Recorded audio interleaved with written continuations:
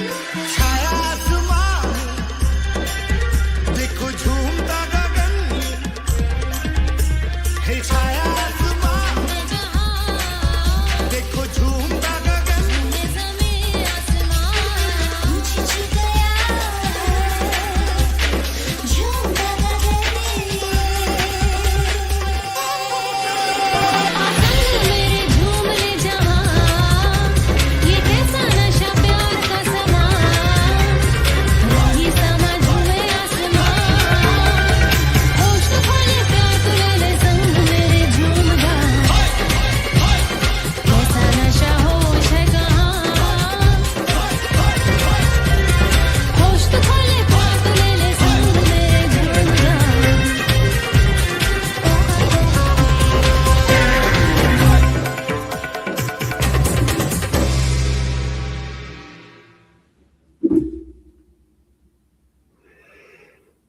All right, music has ended.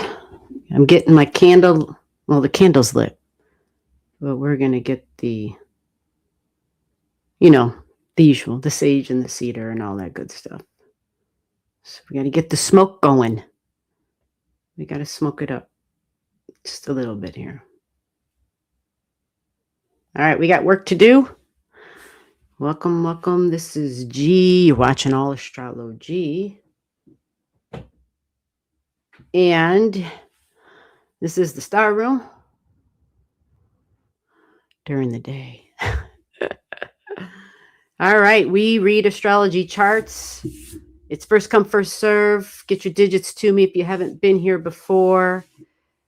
Birth time, birth date, birth city, birth state. Yep, need the birth time and location. Those are important. And we will take a look at your chart. Speed readings, free readings. Got it? Speed readings, free readings. For those who send a channel gift, they get more time spent on their chart. Just so everybody understands. And then I do offer those people the ability to have the link and to come on so that we can talk through their chart with them.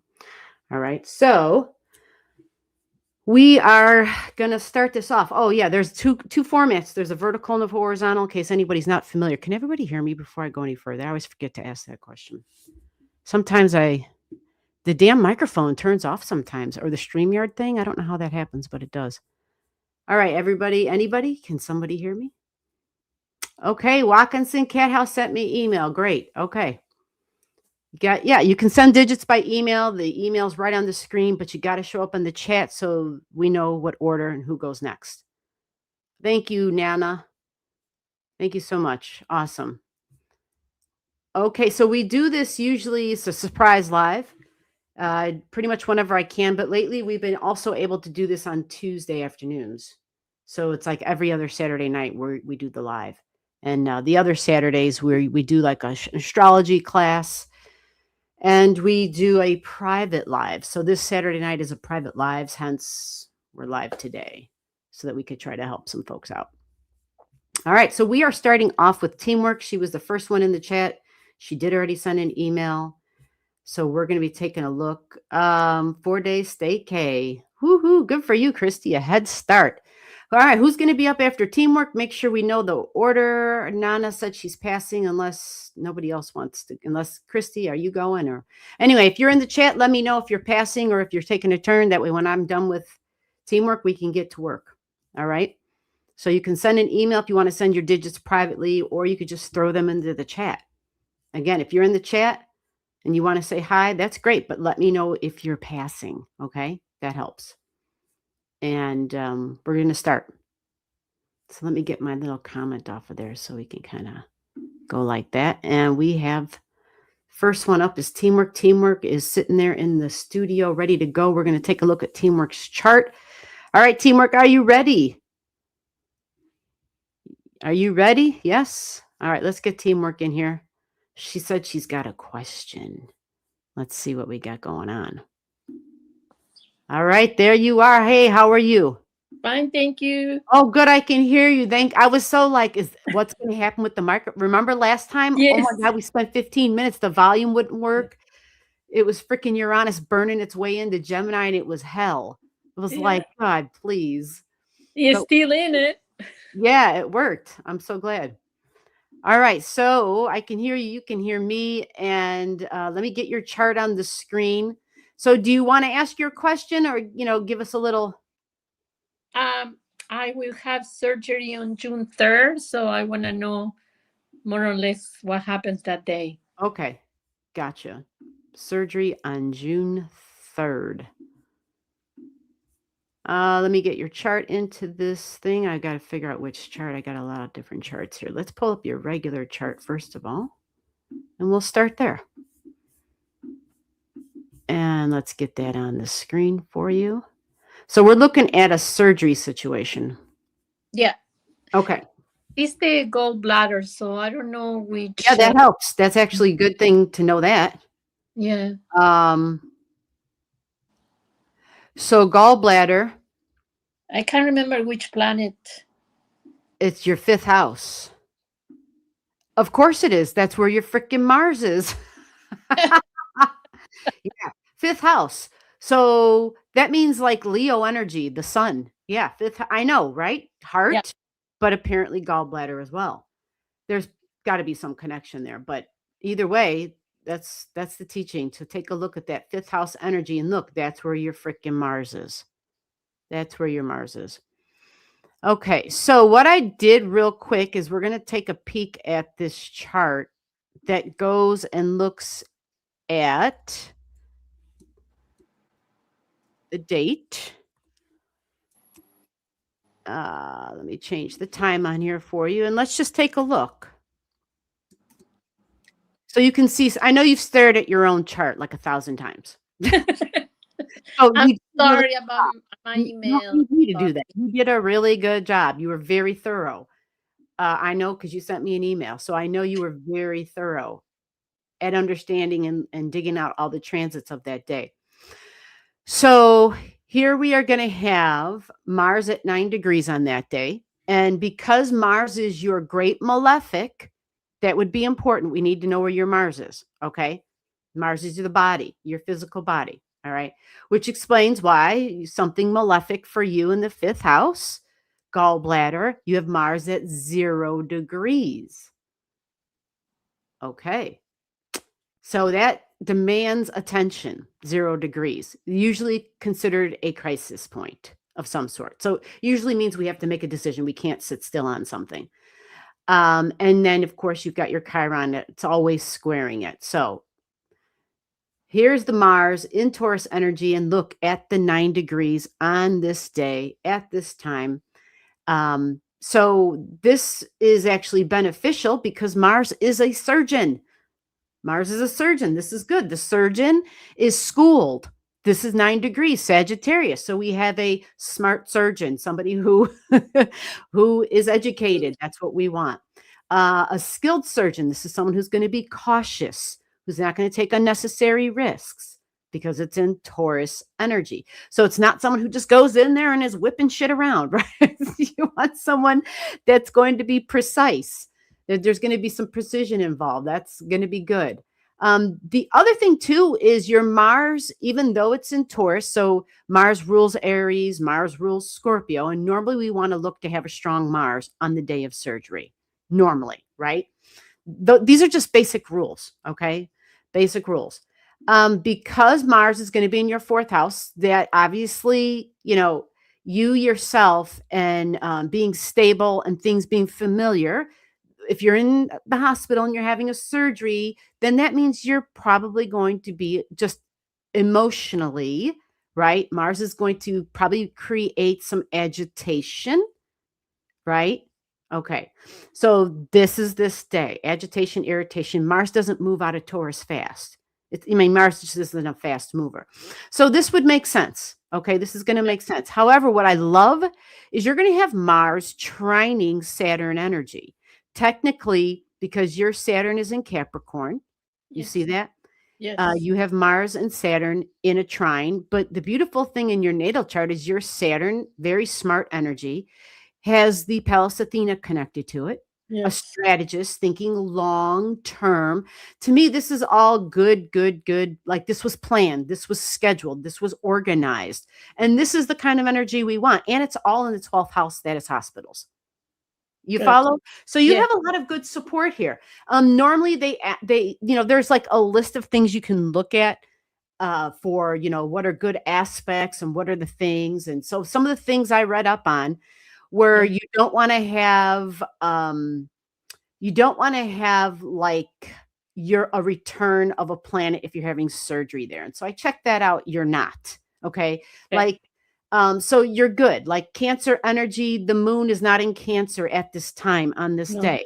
So that's a good thing, right? Because your house of health, your sixth house, is where you have Cancer energy. Okay. Yep. So fifth house is gallbladder, but sixth house is health. Okay. Sixth house is also considered like the abdomen type of area as well. Mm. And then you have Venus here, which I think is Yes. which is good. And you're going to have the sun here. Now, again, this chart I'm looking at is a this one is this a simple transit chart for this day? Yeah, I just wanted to double check. So you've got the sun at 11 degrees, and the sun is important as well when we're having surgery. That represents our energy.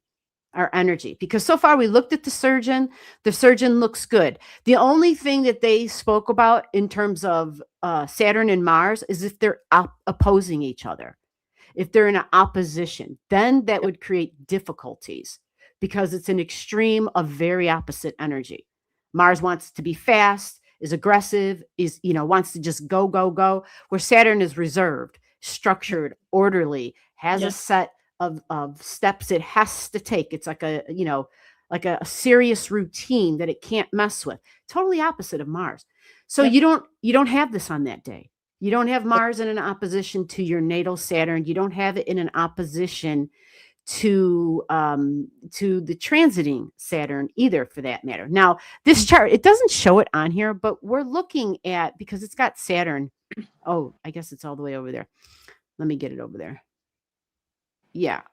Oh, hold on. This says your 1960 chart. Hold on a second. She's like, where did that blue chart go?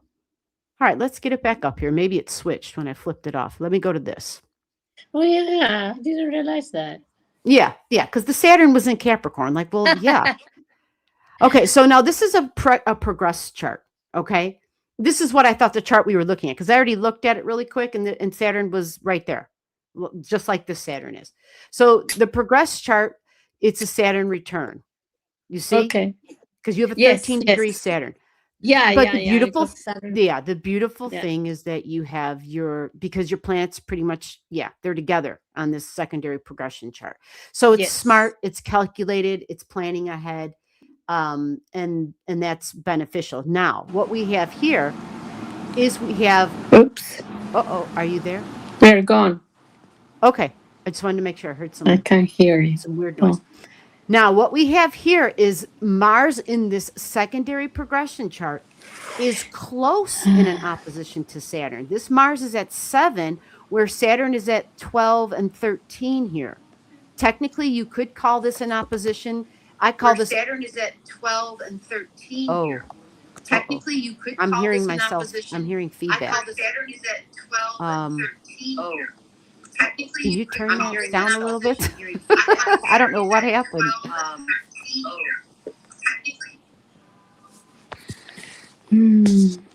I'm sorry. We're having technical difficulties, huh? Are you still there? Oh. Well, I'm going to keep going ahead, I think, because you can then maybe watch this later. I don't know if it's because I don't see you. Yeah. And I think she had to, maybe, who knows? When the internet gets slow, that's what happens, right? She says, I am gone. Okay. I see that you're gone. Do you have a question for the chat then? You want me to teamwork enter the studio? Okay, let's see if we can get teamwork back in here. Okay, let's see. Oh, I'm so sorry. Yeah, live streams, if your stuff isn't fast enough, it's a pain in the ass to actually participate in the moment. I know, because you just kind of live through it and you're like, oh crap. So teamwork, it says you're gone, but it says you've entered, but it doesn't say that you're here. She said to keep talking. Okay. She said, yeah. Okay, then let's do that. Yeah, let's try to do that. So, teamwork, I want to pull your attention to this secondary progression. This is Mars at 6 here. Okay, now this is because this is a secondary progression chart, it moves really slow. Okay, and so again, this Mars, I'm just gonna give you an example. I'll go and I'll show it for like a year out. You see how it moved 1 degree?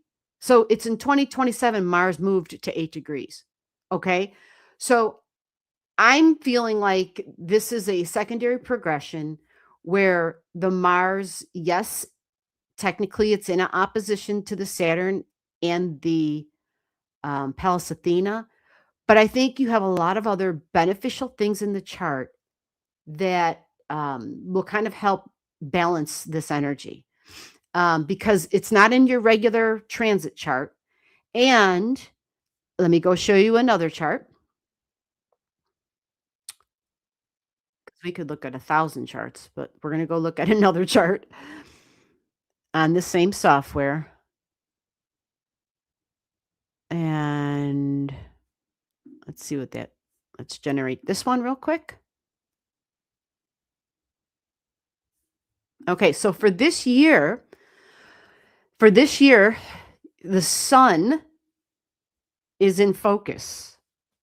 Solar return year, the sun on the sun, 10 degrees. And look, it's in Leo. Again, the Leo energy and the sun, a big focus on gallbladder energy. So this is a benefit to the energy, which is where I started off, and then it was showing me a different chart. So this is where I was talking about we checked out the surgeon's energy and the surgeon, being a good skilled surgeon, but now we're looking at your sun, which gives you the ability, the energy, and recuperation. Okay, so partnerships are a focus. Mercury is there, but you also have the sun at the Leo where it was, and it's partnerships, professional partnerships. So again, this is good. It trines your moon. It doesn't create an opposition because teaching is no surgeries during full moons, right? We talked about this already before. The prime time for a recommended surgery window is when the moon is waxing, when it's in a building, meaning a new moon and on, right? New moon and on. But once you start getting to that full moon energy, so they recommend not to do it during that time. But you have a lot of wonderful things, like I said, on this day so far, that I think kind of recalibrate anything else we see that we might be concerned about. And so far, it was the Mars at the 7 across from the Saturn. Now, when we change this chart up and we go to your regular chart, and we're going to move you ahead to the day of the surgery so that you can see this. And then I can pull up your other chart for you real quick too. The one that I had already looked at, and I actually marked it up. So here is the day of the surgery. And let me kind of switch some time. Let's get it around surgery time. Because you have Gemini energy and that talks about schedules, and because you do have a 0 degrees Mars, it is a very good possibility. And here's the chart on that day. Mercury's also in the house of Virgo, 6th house of health. It's a possibility the schedule may get a little flip-flop, so you might not have surgery right at whatever time you were scheduled to have surgery. It's a possibility because, again, your Mars in Gemini and then Mercury is here in the 6th house, okay? So it means we have to be flexible. That's what it means. We have to be flexible, all right? So there's the Mars at 11. This is by the regular transits, okay? And this Mars at 11 degrees had just got done squaring your natal sun, okay? Normally when we feel that energy, it's especially because it's aspecting the 4th house of emotions, right? Some anxiousness likely would appear. The thing is that now if you look clearly in this chart, you do have the Gemini, the sun in Gemini season up in the sky at 13. And so this means this is following immediately after a full moon. Okay. It's after the full moon. So that piece of it, you know, if you can't, you know, if you don't have options on surgeries, you know, that's what are you going to do, right? If you don't have any choices. But because of Saturn up in the sky at 12 degrees in Aries, okay, it's a Saturn trining, I'm sorry, it's a Saturn squaring your natal Saturn, Saturn at 12. And this is Saturn and Pallas at 13, 12, 13 degrees. It is the uncomfortableness of the slowdowns. There's slowdowns, there's stop signs, there's delays. And that would be the Saturn squaring with the Capricorn energy. So again, possibly a delay of some sort. Who knows? Maybe you'll get a notification because it's in the third house of communications. Maybe you'll get a notification. Maybe you'll get a phone call. We're thinking of, you know, can we hold this off 24 hours? It's a possibility something like that might happen, okay? Because it has to do with the plan. And Saturn's all about the plan, okay? And this is a serious plan. A long-term plan, yes, but it's in the third house of short-term plans and communications. So just keep that in mind for that. But because of the sun at 13 and it's trining your midheaven, okay, it's good energy. It's trining partnerships in science and medicine and doctors. I like it. I think it sets up some powerful connections. But I also see that you're going to have Mars sextiling vertex. Your vertex is at 11 degrees. So on this day, Mars sextiles the vertex. And again, that 11 can be disruptions and surprises on that day. So who knows, right? There might be something more pressing that comes up and you might get a notice about it. And if that happens, then there's nothing you can do about it anyway, right? But to me, that's what I see on my end. That would probably be where the most difficulties would be as far as the disruptions, because, you know, the release and the let go of this, like you said in the email, the South Node, the Pluto energy. Yeah. I know there was a lot of other objects that you looked at that you were concerned about. I think those are more internalized objects. They're more internalized. So don't take them to be things that are going to necessarily be factors that will disrupt and make this day difficult. You follow? Let me go show you another chart real quick. I think we have to change the screen altogether. Oh, you got back. Let me see if you can get on the stage. You're back in the studio. Okay, let's see if you're there. Okay, Yeah. are you there? Yeah. Oh, it worked. I didn't, yeah, I stare at the chart. You made it back. Okay. So let me pull up a different chart real quick here. And let me show you this other one that actually was the first thing that I went to double check for you. Because the thing about the Vedic astrology is it does the material, tangible world real good. It doesn't necessarily speak to, and I'm not saying it can't do this, but as far as the material, tangible, and scheduling and calendars, it and the material, it just does that world really well. Okay, so on this chart, what we have here is Gemini in the 6th house, and this was another reason why I thought, oh, damn. So there might be some schedule changes possibly because Gemini demands flexibility. Okay. Yeah. So this chart definitely says that's a possible thing for you. Okay. Doesn't mean it'll happen, but it's just possible because look, Of course. Mercury will be traveling through your 6th house on this day. Okay. Yeah. And with Mercury, it's bringing information and news, and, you know, you might get a phone call. Who knows? Yeah. What I love about this chart is the Mars is in Aries. Mars is the physical body, and it's trining Saturn. So on the other chart, the Mars was in Taurus. So it was in a square, wasn't it? Yeah, it was in a square with your Saturn. This one, you've got the Mars trining. Okay? So it's a really strong trine for surgery energy because both Mars and Saturn, this is Mars having the influence of Saturn, having Saturn's wisdom, having the teacher present at the same time, and having a steady hand. Okay? You disappeared again. I'm I'm sorry. back. Yeah, I went for a while. I'm back. Yeah, that's all right. So with this, you also have your natal sun, according to this chart.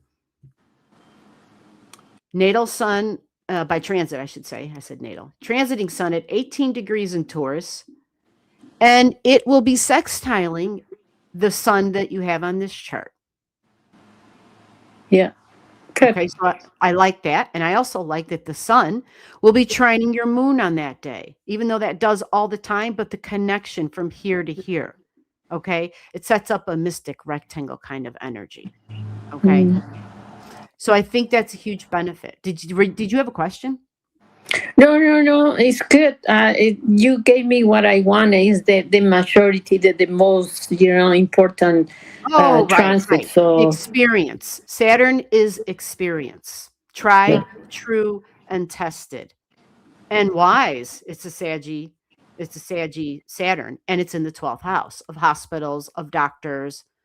Yeah, that's all there. And then even your Uranian energy, look at this in this chart. Uranus is at 7 in this chart.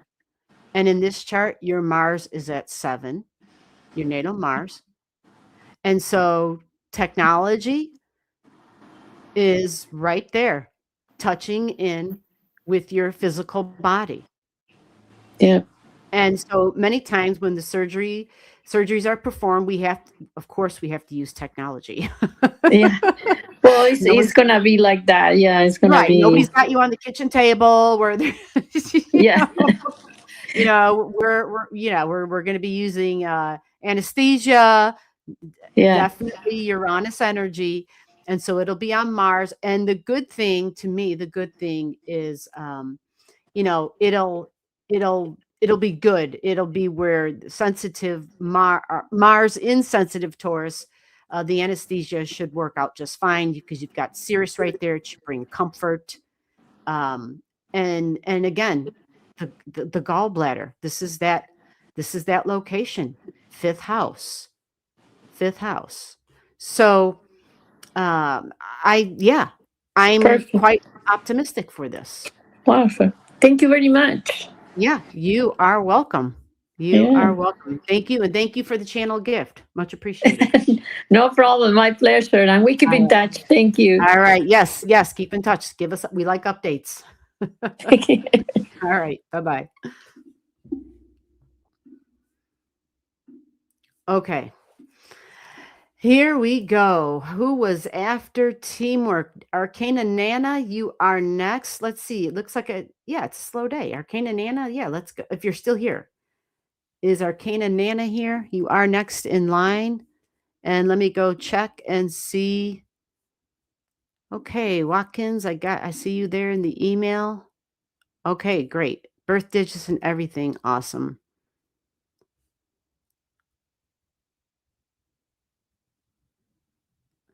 Okay. Pluto is going to affect me this time around. Interesting question. How many times have you had Pluto going over your sun? This woman's speaking from experience, huh? Wow. I mean, when someone asks a question like that, I'm like, okay, we're having a soul-to-soul conversation here. This isn't about personalities. You are so welcome, teamwork. So Nana's still here. Okay, Nana, what are we looking at? Let me get your chart up here. All right, Watkins, I got you. I think Christy said she's passing because she's cleaning. So you're probably going to be next, Watkins, okay? Right after Nana. And let's see here. Let me see if we can go find a chart I know I have Nana's chart in here. Just because, yeah, I love that damn name. I'm always like, ooh, Nana's in the house. All right. Arcana Nana, where are you watching from? Oh, because of the retrograde, Watkins. Gotcha. Okay, gotcha. Gotcha. All right. Well, that'll be a good question and a good chart to look at because it's a good lesson. It's a good Pluto lesson for everybody. Okay, so did Arcana Nana say what we're looking at? Let's get her chart on the screen. Let's get that up here. Okay, there we go.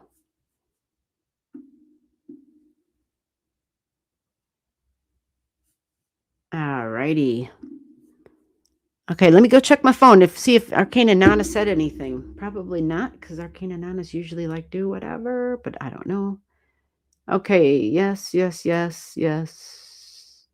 right, let's see what's going on with Arcana Nana. Since I'm not seeing sometimes people say just do it. All right. Okay, so yeah, man, that you're Arcana Nana. I hope this wasn't the same as last time, but again, Uranus energy just jumped right out, like right off the chart. Might be because you got the Black Moon Lilith going over the relationships. Okay, but she's going to stop. So that shouldn't be too much of a thing for you. Oh, but you do have Juno trining Uranus right now. Oh, okay. New and exciting and different. Ah, I see why. You're also going to have Uranus trining your midheaven. Or, I'm sorry, being up there at your midheaven. My words are weird today. Where the hell's Mercury? Like, what the hell? Yeah, some of my words are getting a little weird. Mercury at 11. All right, they're moving too fast for me to grasp. Okay, so Uranus going to be at your midheaven. And don't know if I talked about that before, but that's where we're going real quick. Yeah, you're going to feel that getting stronger. And you're going to feel it before it touches your midheaven because this is at 2 degrees over here. And I feel like I definitely talked about this, no? Yeah, so Uranus is different and new. And you're going to actually need different and new. It's the thing that's going to nurture you at that time. What's interesting is you're going to have a Ceres return with Uranus on top of your Ceres. So you have Ceres, or Ceres. That's at 3 degrees in your chart, okay? Right there. And that talks about how we feel nurtured. Some people nurture themselves. You know, when we're babies, it's food. But yours is with information and learning. Ceres. That's how you feel nurtured. It's how your brain is just gobbling up the details and the information. Also writing, learning, curiosity, teaching.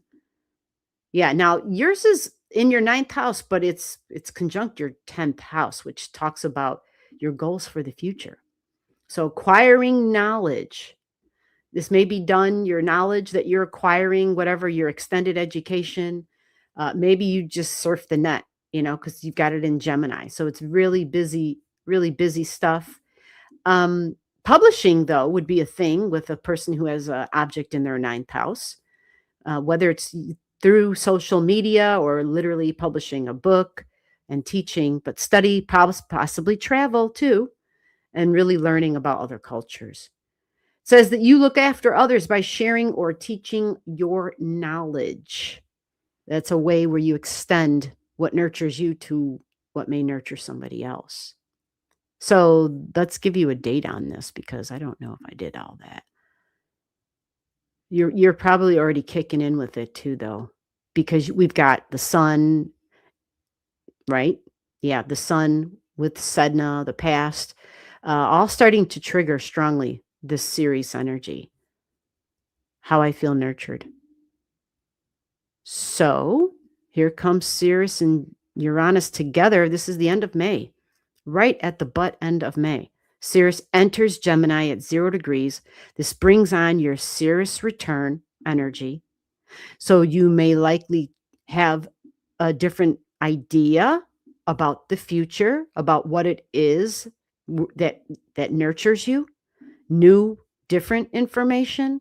You might find yourself needing to be the main multitasker. Like your brain's just going to be activated even more because Sirius is scattered and going all over the place and trying to learn this and read that and write this. Yeah, that whole learning thing. But a lot of the Gemini energy can be, even if I'm not sitting down with information or consuming it on social media, it's the give and take at the end of the day, or at any time of the day, technically. But it's the give and take, it's the banter, the back and forth. So whether we do it like this, whether we do it face to face, it's that banter. This is neighbor energy. This is my local community. This is siblings. You see? So, and you even have this at the sibling degree too. So your local community, whether I'm in the market, like going to the markets and shopping, or I'm a big, local customer, or maybe I'm a merchant who sells something like to my local community, because this is business and sales as well.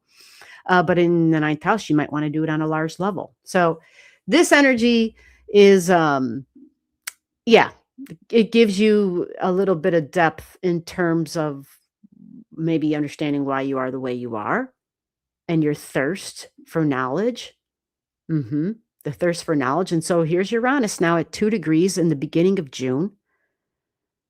And if I back it up a week, you'll have Sirius like right at your midheaven. So like June 5th, Uranus at 2, Sirius at 3. This involves a return of Sirius, and it involves your midheaven getting triggered. And so now it's a goal. What's the future? The future of how I'm learning, what I'm talking about. This is mind energy. Mind energy is super important. This is the energy of brotherhood on a really high level. I call it humanity. Brotherhood sounds like we're leaving women out or whoever. And like, yeah, that's just an old school term.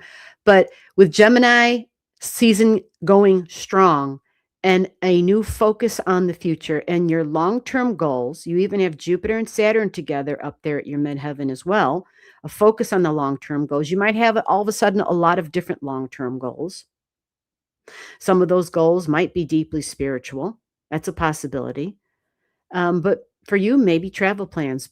But I think something new. I think something new, absolutely, and exciting and different. Different will be the spice of the life at this time. Yes, Gemini rules trade. My job is with the U.S. Customs, trades, tariffs, but I'm studying astrology and tarot. Good for you. Then you're living your chart, it looks like. Absolutely. Should I apply for a new job? You're going to have Uranus at your midheaven. Absolutely. Just remember, just go ahead and do the applying stuff. Dip the feet in the water. If this is something you want to do, then do it. However, think about what it is that you really want. I think with Uranus going over your midheaven, getting close to it, and I believe Uranus does a retrograde right there. So if you're studying astrology and you've been studying, Uranus, look right there. Uranus is beginning the retrograde on your midheaven. So many times these planets will definitely give their impressions. This is definitely a scientific bent. And sure, it is trade. Yeah, absolutely. It's the supply chain and all the little levers and buttons and procedures that make all that shit work. Yeah, which means there are people on the other ends of that stuff. But science and different and unique, and something where I stand out is a big part of Uranus energy and the uniqueness. Okay. It's very independent energy though. So whatever job this is, you would probably see, the thing is we try to break away and break free out of something. By the way, this is around September. Uranus will go over your midheaven, but it's when it begins its retrograde that if you haven't broke free by then, by the first 10 days of September, you're probably going to be like, I'm freaking out of here, right? There could be that tendency where we might get rash and burst and break free. It's possible. You'll even have Mercury trining Uranus at that time too. So there will be communications, there will be networking, We'll be talking to people, coworkers. You're going to be quite busy and have lots of freaking ideas. But if you have a sense of independence at your current job, and if you're seeking independence, just keep that in mind. Something new, you have to make sure that it satisfies the independence that you may currently experience in your job now. Even if it's not like an all-day independent thing, there just might be something there where even if it's you're the boss of yourself, the boss of your station, the boss of the crew, whatever that is, whatever that authority figure type of role is, just keep that in mind. That would probably be a big deal for somebody who's got air in the second house and who has air in the sixth house and who has air at the midheaven. Okay. Because a very independent boss energy in the house of work you do have. Okay. So you kind of just want to, maybe stay within those parameters or not. It comes down to how much experimenting you've been doing and how can you satisfy your Uranus, the independence within professional partnerships, because after all, Uranus at 10 degrees in Libra is a thing here in your natal chart. Okay.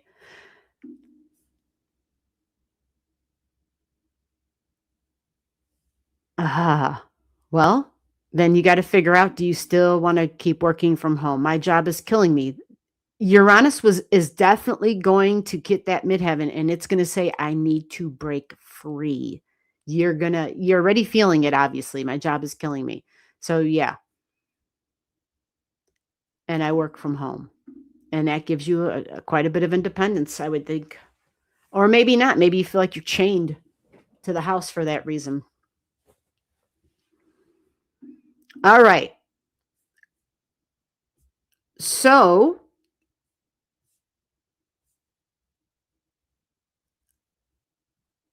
I think we're going with, because Christy said pass. So is Watkins Cat House here?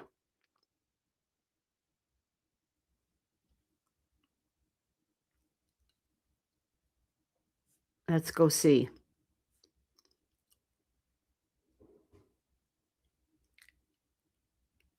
Yeah, Gemini, business and trade. Still here. Oh, great. All right, Watkins, let's get your chart up here. I know you sent your digits. Let me see, because I know I'm familiar with your name. So I'm feeling like, did we draw you up already once before? We might have, but let's double check to make sure we got the right information. All right, Watkins, I've got you in my system, and this is what it says for you. Look at that. See how nice and smooth that is when we already know the stuff? This says Capricorn rising. Is that right? Cappy rising, Pisces moon. Ooh. You're just like my mom, Pisces moon at 1 degrees. That's the same degree of her moon. That's why life is so, anyway, it can be difficult. 15 degrees Capricorn rising. Mercury on your ascendant. Wow. That's some busy stuff. Although Capricorn energy tends to slow that Mercury stuff down, which can be good. All right. Okay, great. All right. So she's got a great question that applies to all of us. This is a Pluto question, folks. So it's a big deal. She's got a 3 degrees Aquarius sun in her chart. Yeah, let me do this for this chart real quick,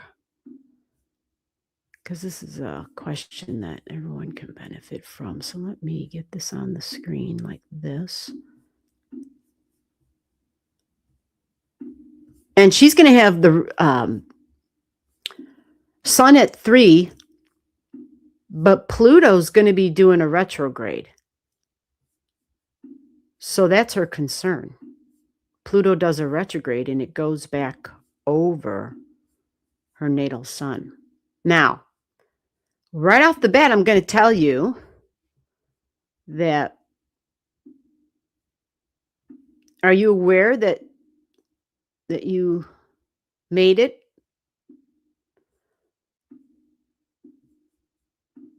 from the last Pluto retrograding over your sun? I know that might seem silly.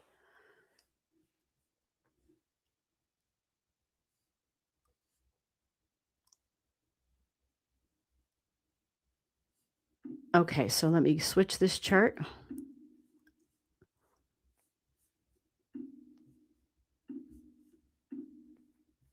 Yeah, this one will go a little bit bigger. This is why I want to show this. There we go. Okay. So Pluto energy.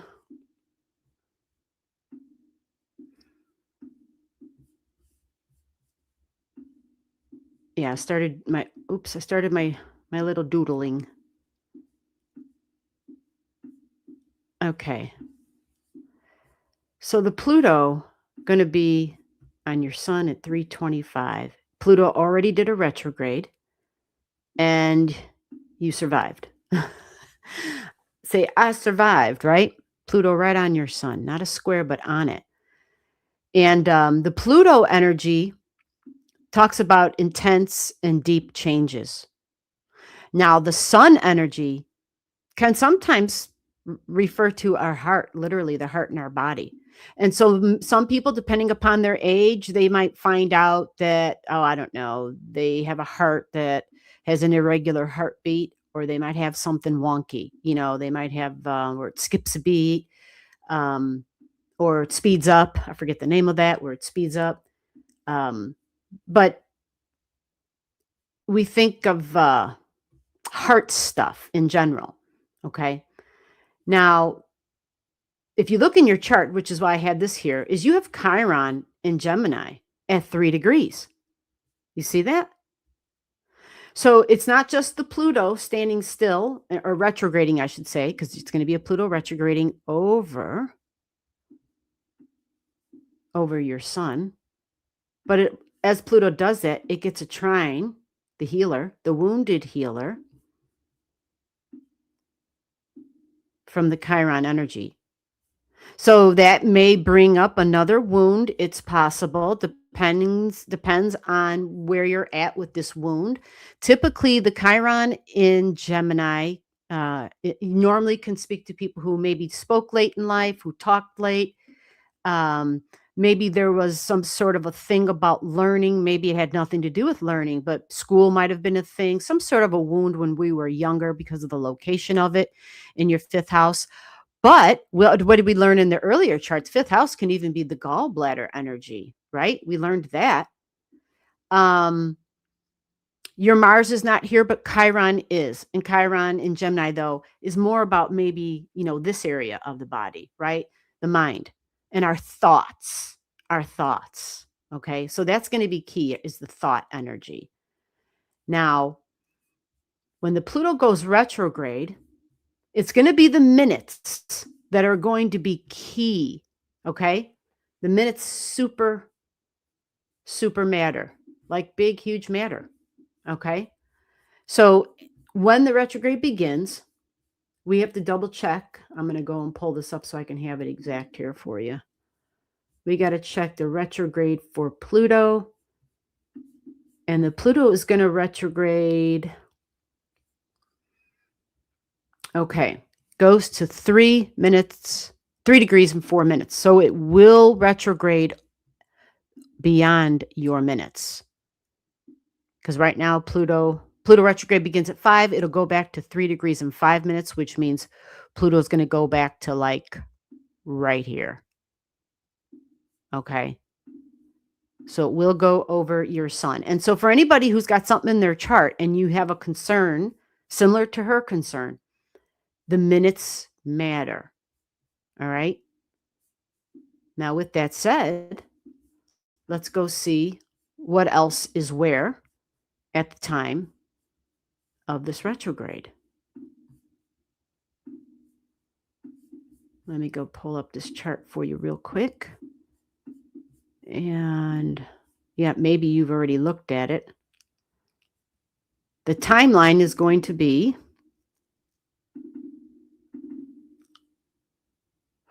Yeah, we're going to give you an orb of I'm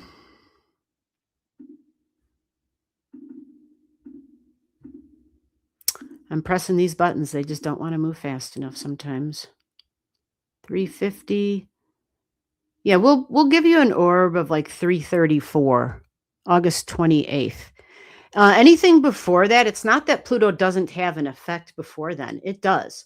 It's just that it's psychological, and sometimes in Aquarius we get anxious, anxiety for sure.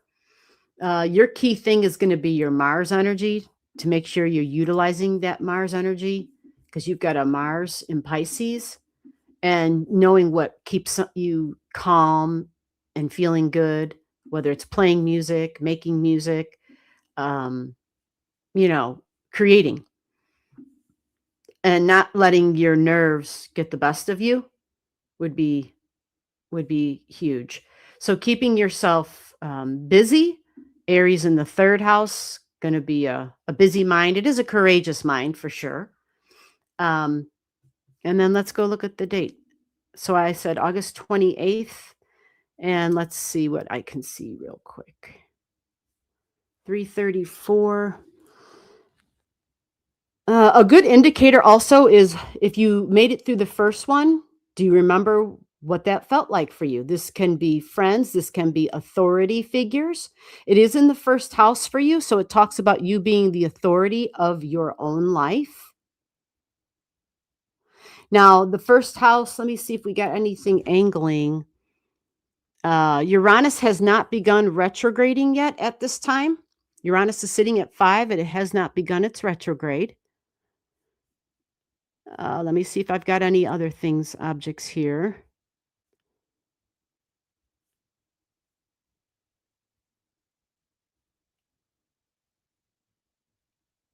Okay, so you have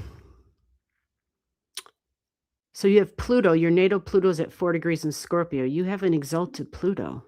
Okay, you have a very strong Pluto, we'll say. A very strong Pluto. It rules that area.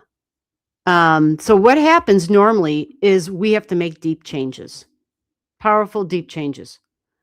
And these powerful deep changes, again, psychologically, you yourself bring them on. Okay. So things that are deeply meaningful are going to be important. Looking things that you haven't looked at before, getting in touch with your core purpose and meaning in life. What's my meaning? What's my purpose in life? That might be something that's going through your brain. Even, yeah. I mean, I would imagine you kind of went through some of it with your Pluto squaring your Pluto when it was at 4 degrees. But on this day,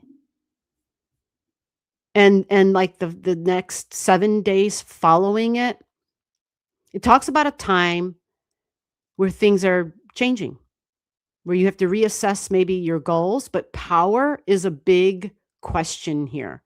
Purpose and power. And these are for yourself, your purpose and the power about yourself. And I'll give you this little tidbit too. Are you aware of when you lose your power? What it is or who it is and what circumstances where you literally feel drained afterwards? And do you protect yourself to make sure you don't lose your power? This Pluto conjunct your sun may help you to discover that. Okay. It's discovering a sense of your own power. Okay. You're being asked to rely on your own resources and your own inner resources rather than outer resources. So this is a time in your life, and I'm literally going to read what's in front of me so that you don't, yeah. This is a type of change that can occur in any area of your life, but usually it's in this section. Usually it's in the section of me and self, and my appearance and my body. Okay. Now, because it's in this first house, it can also affect the 7th house area of a person's life because it's in the opposition to that. When I look in your chart at the opposition, you don't have anything here in 3 degrees of Leo. You don't have anything here. Okay. So that makes life, it makes it not as crazy when it doesn't aspect multiple areas of the chart. I'm looking to see your trine energy. Yeah, the Chiron trine. That was the first thing I spoke of. But you don't have it any other way. And I don't see it'll already be past that Pluto square. Okay, you don't have anything else there. And so those are some of the big main things. Now you may be reevaluating your work, how you show up in the world, because in your deep dive of discovering power, your own sense of power about yourself, friends and group energy may be a thing as well. But something about your uniqueness and showing up as an independent, unique, original human being. That's Uranus energy in the third house. That's Uranus.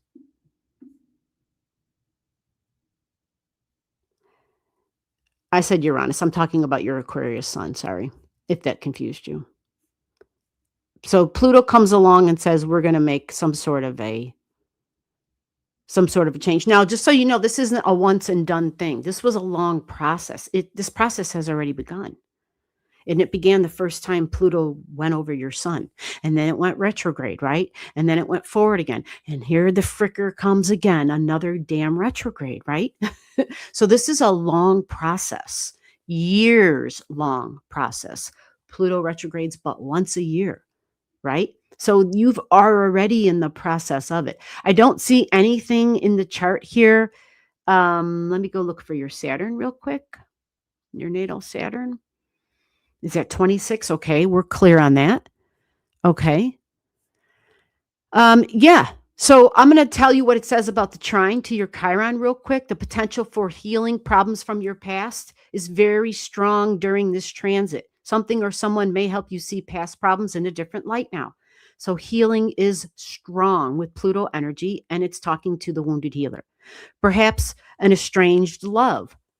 One who will return to heal old wounds. Or perhaps you're able to now succeed where you once failed. Whatever the scenario, you now have the chance to achieve your heartfelt desires. Okay. And because it's in the fifth house, it's a good possibility, whether it's a child, whether it's a romantic partnership, somebody you might be familiar with, might even be sibling energy. They said a romantic love. I would want to see other objects like Jupiter and, other things involved, and Mars to be more involved, even though you will have Mars will be in your sixth house of health and day-to-day routines, not in your seventh house yet at that time. But the point is healing is on the menu.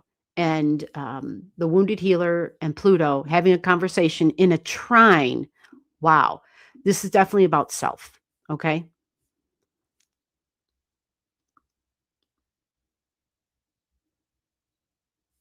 So I hope that helped. And the Gemini for everybody is options, and that freaking mind thing. This is a hard one. With Uranus in Gemini now, like if there were people who didn't have busy minds before, well, they have busy minds now. And for those who already had busy minds, it might be hard to put down the devices, like it might be hard to stop talking. It might be hard to turn the brain off and go to sleep. It's a possibility. But communication, writing, learning are all things that are really strong with the Gemini energy. It's the giving and the taking and the sharing and putting it back out there. So 3 degrees is peer energy as well, coworkers and peers. Okay, so something with people who are near me in a close proximity type of energy, even because it's like my next door neighbors. It's cowork, like where I'm at. It's housemates. It's housemates too, right? So that's important as well. Okay, so yes, overthinker, got you. I see. Hey, Donna, how are you doing? I moved into a new place with my boyfriend and daughter. Oh, okay. Okay, well then that sounds good. That sounds like, well, then this makes sense, right? I mean, it's a change. It's a big change. Okay, awesome. Yeah, you are welcome. You are welcome. Watkins Cat House. Y'all got these people on these daytime live streams, y'all got some great ass names. I don't know. I don't know. Maybe it's just because they're different. I don't know. But I'm like, I love these names these folks have. Uh, how many cats do you have? Like, we want to know. I want to know. We got two cats in this house. Yes, and thank you everybody for the channel gifts. Awesome. Everybody gets a free reading. If you have just gotten here, get your name into the chat, or you just get in the chat and you say hello. That puts you in the queue. All right. It's from the people and the names showing up in the queue. That's how we go through the readings. That's first come, first serve. And we just got done with Watkins Cat House. So we're going to go see who's next. Birth time, birth date, birth city, birth state. You can always send an email. It's right at the bottom of the screen, scrolling across. If you're nervous about putting that information in the chat, that's fine. For those who want more than a speed reading, there's a Venmo and a PayPal right under this live stream where you can send a gift to the channel. That's up to you. You send a channel gift. You decide how much. And then from there, that will depict, we'll spend more time on your chart. That's how we do that. Okay. So, Arkansas. Okay, we just did what? Okay, yeah, moving along. I'm just saying the names now. Let me see. Sergi's here. What's going on, Sergi? How are you? Yes, Pluto going over those first degrees of Aquarius have been difficult due to a square to my Mars/Jupiter. I can't imagine what it does when it goes over one's sun. Well, Watkins, there's a question for you. It's not going over my sun, but it would change the way you express. It can physically be a heart thing, right? But there's a change, internal intensity. Pluto doesn't mess around. It goes deep. It wants to reveal something that's been buried deep. And it can be vulnerabilities and trust issues. I forgot to kind of mention that one, Watkins. Can be vulnerabilities and trust issues. Okay.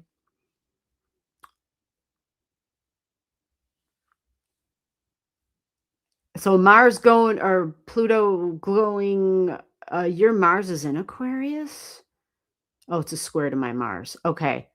Yeah, and have you found that it's squaring your Mars? Have you found that you are more it's like two warriors going to battle when they square off? Have you found that to be the case? Like intensity has gone up a notch. Have you found that out, Sergius? I'm just curious. Obviously, you can have some other objects. I don't have your chart in my brain, but I actually think you're next in line. Yeah, I think you're next in line. I'm looking at the folks' names in the chat here. Christy said she was passing. We already did teamwork. So, Sergius, if you're still here, you're actually next in line. And then healing readings by Donna. Happy Friday, Donna. Victoria. Hello, Victoria. Was wondering if you have a message for me. Victoria, did you get me your digits? I do. I look at birth charts, unless you want me to just spew out something without looking at a chart. I get a lot of stuff that comes in. I know this about myself. I hear a lot more than I ever wanted to hear. So I try to use the astrology as a tool to pinpoint, okay, this is what needs to be talked about. The other stuff is, could be a whole lot of things. So that's just the way I work. That's the way I work with my stuff. But, oh, great. You got digits. Phenomenal. You got a birth time? If not, then be honest and say I don't, and then I'll create you a new hour chart. But if you have the more digits, the more information you have, the better, the more accurate your chart will be. Is Sergius still here, or does Sergius leave? Let me look in the other thing. Sometimes, every once in a while, I'll see stuff on here. Oh, you got a birth time. Woo, good job. I love it when people show up and they have their stuff together. Okay, so Sergius, I'm doing a roll call. If you're not here, I'm going to the next person. Going once. I need to see your name. Oh, Sergius is like, I'm here. For Pluto Mars square, it was more of a disruption in my marriage, family life. Oh. An eruption. Yeah. Yeah. Oh, okay. And the 4th and the 7th. Yeah, absolutely. So, am I passing? Sergius, are you passing or am I pulling up your chart? Because I think we actually have you in the system. I know you've been here before. But if you want me to look at your chart real quick, I can do that. Let me know. Maybe that was your way. I'm fine. You can skip. Okay. Sergius said we're skipping. We're passing. Okay. All right. Let me go double check. Double check through the chat here. Yeah, long weekend for some folks. A 4-day. Good for you. I notice a lot of folks get the 4-day.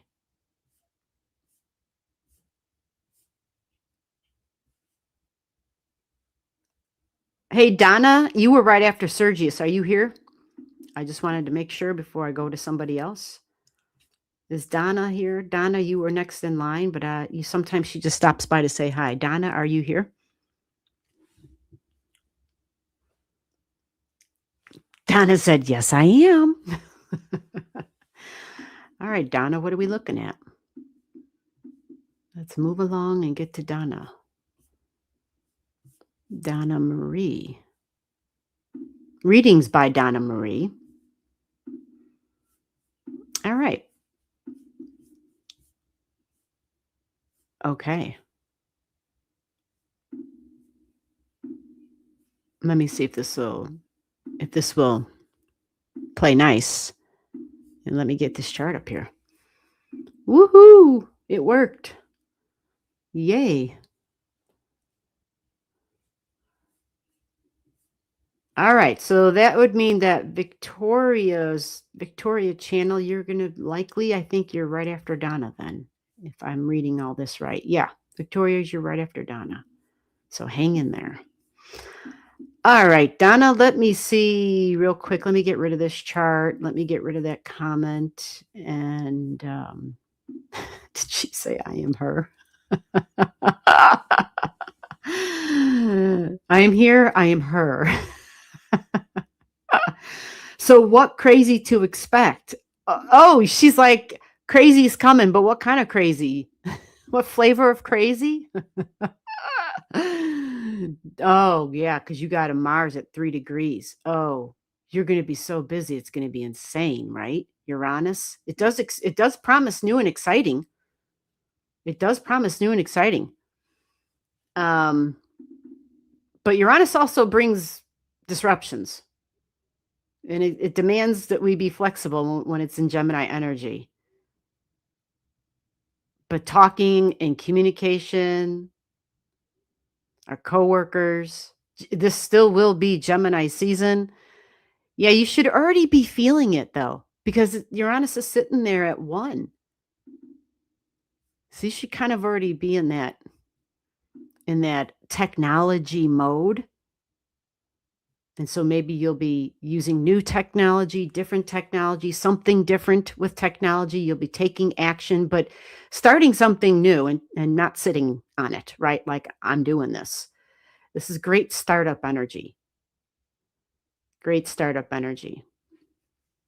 Talks about a ton of energy too. Whenever Mars and Aquarius and Uranus energy get together, watch out world. It's that kind of energy that talks about, I have never-ending energy. Talks about opportunities as well and being eager to make the most of good fortune that may come my way. It's an extremely intense time and you feel ready to burst with energy, actually. However, you may feel the restlessness, maybe the impatience, and so for some folks, it may come across as aggressive energy. Okay. So as Uranus gets closer to your Mars, you might even feel a little bit more easily agitated in terms of being anxious in a way, right? Easily, and being too rushed.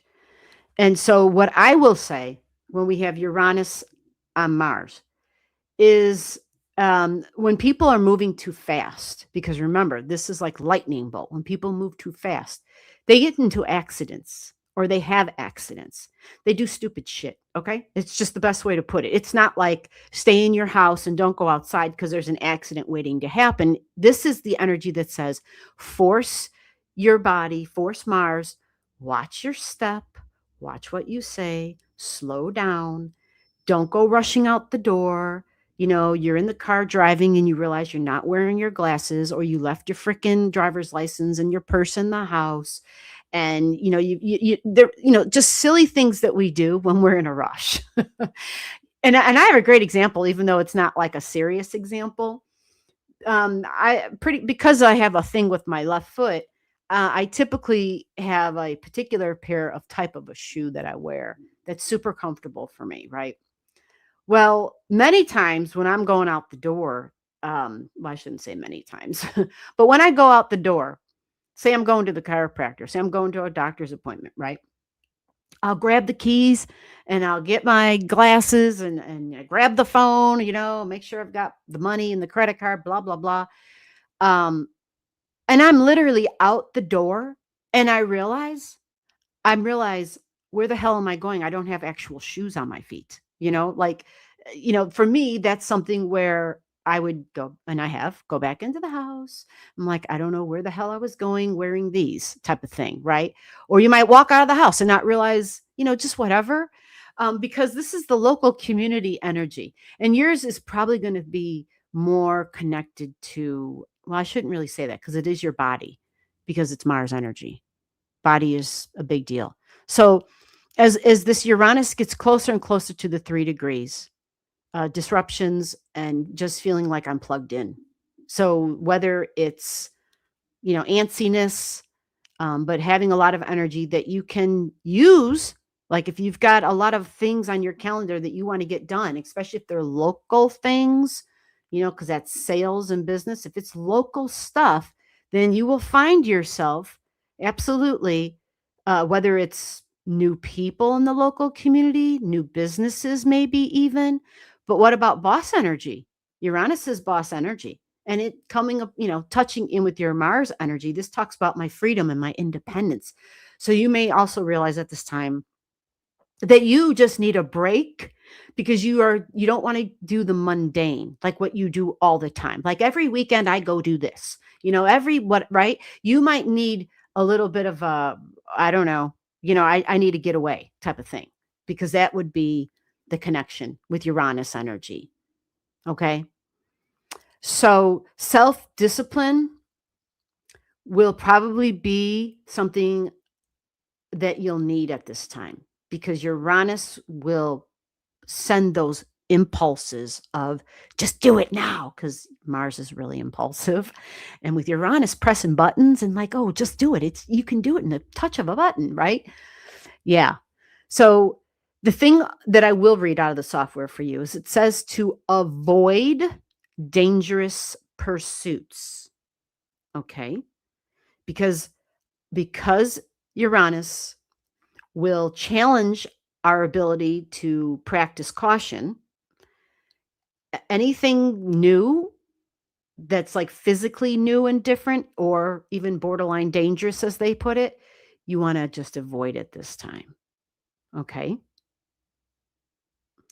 But finding something that you can do, whether it's a new workout routine, a new hobby, that's such an old school word, but just some task, project, just something you can do where it's utilizing the extra energy while at the same time being safe.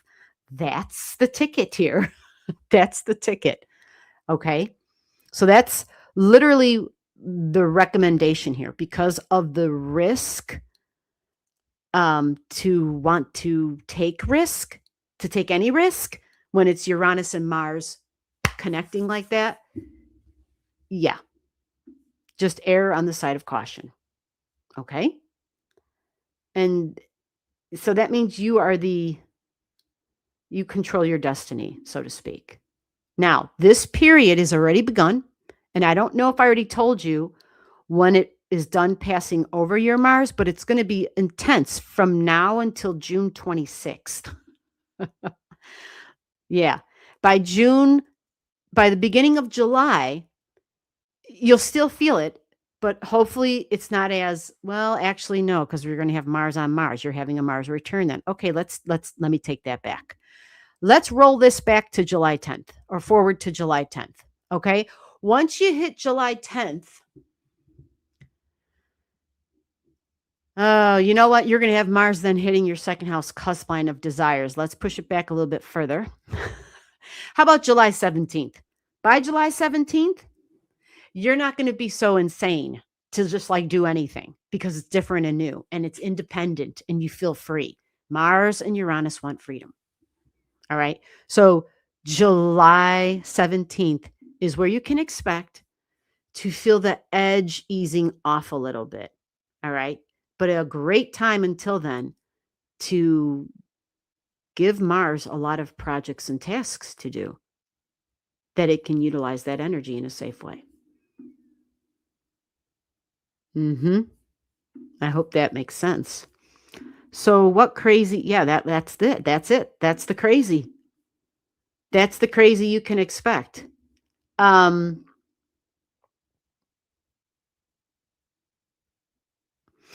know, Donna, because it's your Mercury that rules the Gemini energy, and your Mercury's at 24 degrees, it might have to do, of course, with learning.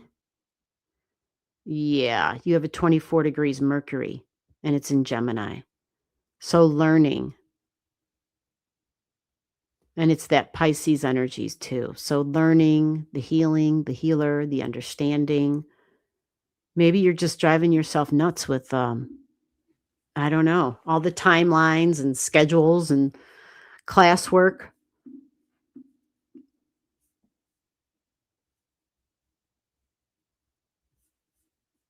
Yeah. Mercury, 24 degrees. And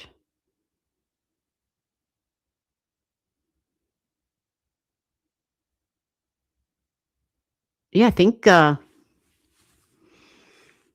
Venus will be in Virgo then. That'll be interesting. At the end of or July 17th, that date that I gave you. Yeah, Venus will be in Virgo, which means Venus will be that week. It'll be Venus conjunct Uranus for you. Are you supposed to be, yeah, you know, the Venus is going to, wow, this is kind of interesting. Venus is going to be touching in with your Uranus energy. So it's as if you will have like a new value towards something related to health and healing. That's July 14th, right before the July 17th, like, okay, all clear thing. You'll have Venus touching in with your natal Uranus, which talks about maybe a new income, maybe new work. New task, new project, but Venus usually can bring gifts and income. It's about how I receive with Venus energy. Oh, maybe a new healing gift comes through for you. Maybe a new healing, because Virgo is tools, you know, it's the different healing modalities, and you have Uranus at 6. Yeah. You know what? There was also something that got on my radar today that since I don't, is there anybody else in the, oh, let me go look at the chat before I start rambling. But it's connected to Reiki. Remember, this system doesn't show Reiki. I want to start add just one. Okay, what? Oh, great. It won't be able to stop talking. Yeah.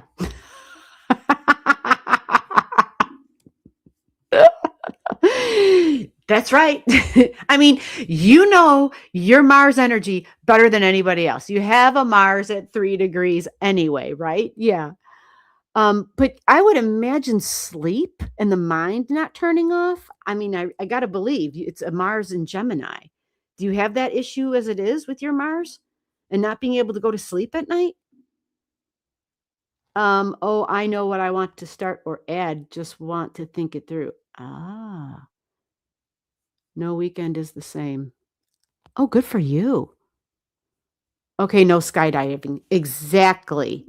No skydiving. That's right. Not the time to start doing anything like that. Nope. there would absolutely be, I jumped out of the fucking, did I say that? I jumped out of the damn plane and I wasn't wearing my goddamn parachute. Right? Or I jumped out of the plane and I, was in such a hurry. We didn't test the damn thing, and I mean, yeah, absolutely not. Under no circumstance. Seriously though, the recommendation that I've read many other places, whenever you mix Mars and Uranus energy for people who are doing like yard work, or if you're a crafter, is that if you're working with new tools that week or during this time, not to do it, not to do it, because it's something you aren't familiar with. Something that, especially if you're used to working with tools in general, but chances are, if this is a new tool, especially if it's like a big tool, like in our garage, there's a couple of big tools, like table saws and shit like that. So for me, like if I were to go and use those things, objects that I've only watched other people use, it would be a really bad time for me to be like, oh yeah, maybe this is a good time to see if I can do this. No, not a good idea, right? But it's something that's in the house that we're familiar with, but it's big, it's powerful. It's almost like a freaking appliance. It requires electricity. Yeah, not a good idea. So don't work with new tools is what they recommend. And again, I use the word caution, go cautiously. I'm doing a lot of learning, I'm sure, fitting it all in. Yeah. Do you sleep? That's my question. Do you sleep? I mean, with that Mars, it's already being touched in by Uranian energy. It's already being affected. Right. No, Scott. I'm just like, how does this person with Mars touching in with Uranus, it's got to be difficult.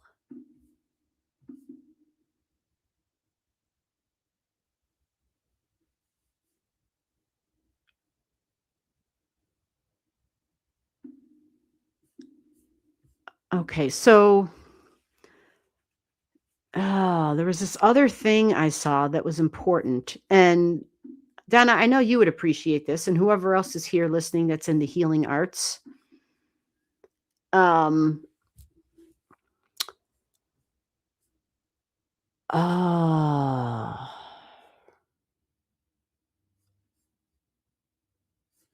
let me see if I can do it this way.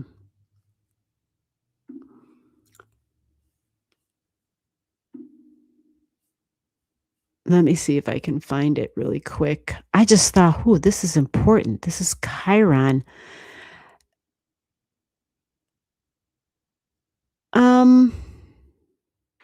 Maybe.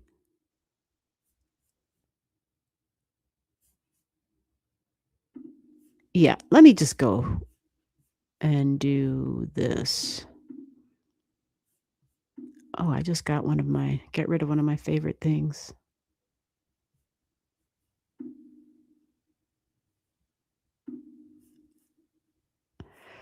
All right, let's see if they can show us this on this chart really quick.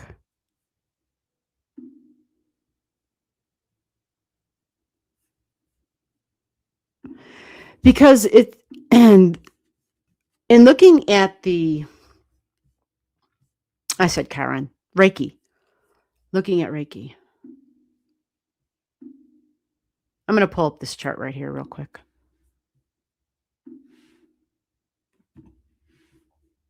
Because we were looking at these personal things in birth charts in the astrology class.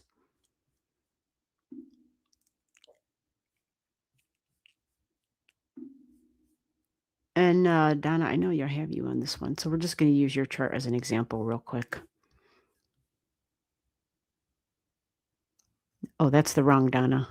Okay. I'm like, I know you were not born in the U.S., so that's not you. And let's see if they still have it programmed in. Let me get this on the screen. How about let's get this one on the screen instead. Yeah, let's get this one up here real quick. Right, there's your Reiki at 24. Right. In Virgo, the healer's degree, 6th house of work, day-to-day routines. Yeah. And I know like I said, we've talked pretty deep about this. Now let's go to the transits. Let's put the transits on. We're in astro.com, okay? And look at the transits. And let's go find Reiki in the transits, which means the planets and where they are up in the sky right now. You see Reiki? You see that? She's in Aquarius at 1.5 degrees in Aquarius. Do you see that? Yeah. This is big. This is big. I know Reiki moves really slow, but having it in Aquarian energy is the social structures of society. You see? So for folks who, I mean, to be honest, Reiki's been around a long time, right? I don't know the history. I don't know all the information. I just know that my mom, who is, how old is she? 87, I think she turned. Yeah, she turned 87. And in July, jeez. The other J, one of the other J's. And she was a teacher. She taught Reiki. And so I'm like, this stuff's been around for a long time. And it's a long, slow process as far as how is Reiki going to be implemented within society. I mean, obviously we've heard about it, right? But is it in the hospitals? Is it considered part? Is it covered by insurance? That's the question we want to know, right? Yeah. I mean, that's what we want to know. Will insurance cover it, damn it? I mean, is it recognized by the institutions, by governments? That's the thing. And so until humanity, Aquarius energy, along with moon energy, until humanity gets their mind around how their own thoughts, their own belief system, and how all of that can affect their well-being and their health or prevent them from healing. And so can there be other things too, right? I'm not just pinpointing it and saying only that, because I'm not a teacher as far as that or a healer at all. I'm an astrologer. So, but I think you just can't overlook what does Reiki and Aquarius mean. It's the group coming together and a healing of the group even. And how do you heal a group? You have to heal the group mentality, right? The group thought. You have to heal that. So we think of the groups within groups and just, the way people express and people's belief systems and understanding the energetics, right? Aquarius energy, literally, right? Literally. Alternative forms of power and energy, Aquarian stuff. And so Reiki being there and having a role in this in some way, absolutely, because this is new, this is different, this is unconventional, and it's never been done before. I don't know how slow Reiki is. I could. Let me try to jump back on this chart and go through time and see if it'll let me go back like way back. Or how about oh, well, this system won't let me do that. Son of a bee. Okay. It'll let me go back in time. It won't let me go back. Okay. So let me cheat. Let me play around with Donna's birth time, and we'll just pretend that this is Donna born, in an earlier timeline. I'll just grab this other timeline. What the hell? I thought I had a cat for a second in here. Okay, so what else are we learning about Reiki? I think what I'm learning about Reiki is It's slow as all hell. It's been in Aquarius for, holy crap.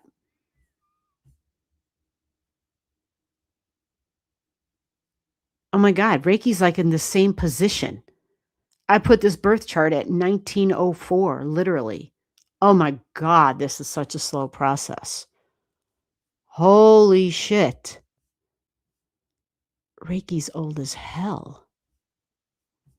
Whoa. I mean, I figured it had to be, but yeah, I should just go back to the 1700s. Why not? Let's just travel through history. Look, it's in the same God blessed spot. What? Yeah. What the F?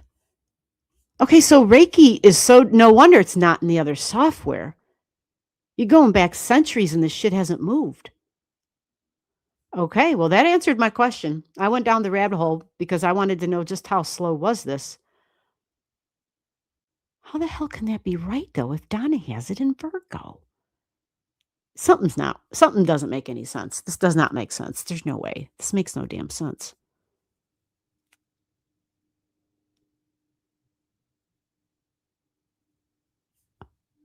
Maybe this system's having a weird day. It's just showing Reiki hasn't moved, and that can't be possible. Unless Reiki's a super fast mover, and I just somehow keep pulling it up to be at the same time because I'm pulling up the same time of day. That could be a thing. But it's, oops, where'd the chart go?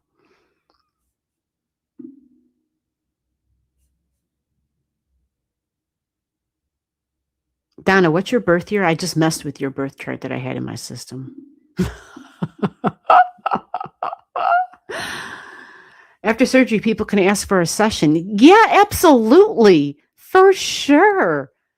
They should be having sessions before surgery to help surgery go better, to help them be more calm and not so freaking anxious. Obviously, they're still going to get the anesthetics anyway, but absolutely. For sure. What was your birth year? Because I totally jacked up your chart. Can you put our day and time and birthplace? Yeah. Whoever this is at C star.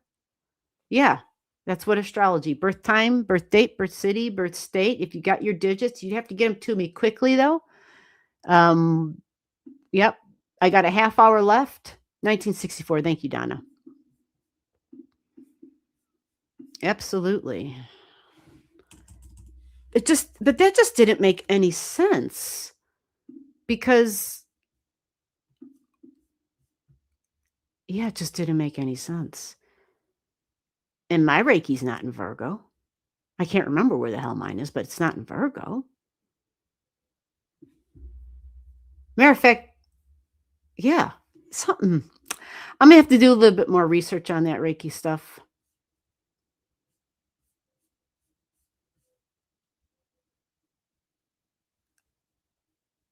Yeah, this software, because I don't pay for this astro.com, it'll only let me look at today's transits, I believe.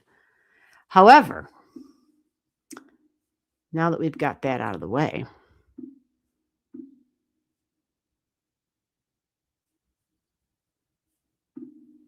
we've got our own software, but it doesn't have Reiki. Reiki is going places. It's in our hospital here. Really? Nice. Nice. That is great to hear. Oh, that is lovely. That is lovely to hear.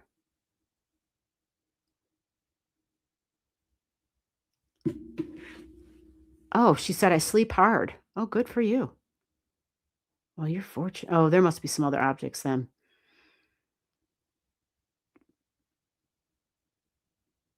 Oh, you do have Chiron in the 12th. But wake up already, day planned and up early. Wake up and my day's already planned. So your brain's working while you're sleeping. Gotcha. You got your little private secretary while you're sleeping. That must be nice. That's that damn Mercury at 24 degrees. Yep. She's got a freaking secretary while she's asleep. That must be nice. I need a few of those. Stephen, yeah, any time for one more. Yeah, there is time. Oh, that's great. I didn't know people could ask for Reiki sessions. I had no idea. Holy shit. Nice.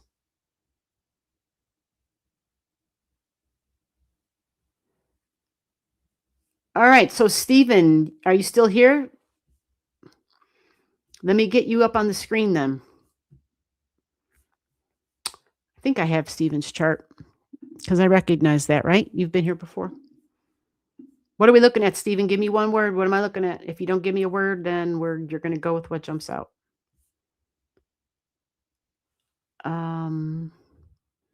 Stephen, did I put you in here as Stephen?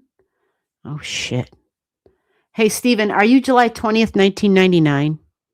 Is that you? Is that the Stephen? It just says Stephen. I didn't put any numbers or anything behind this. Did I lose it?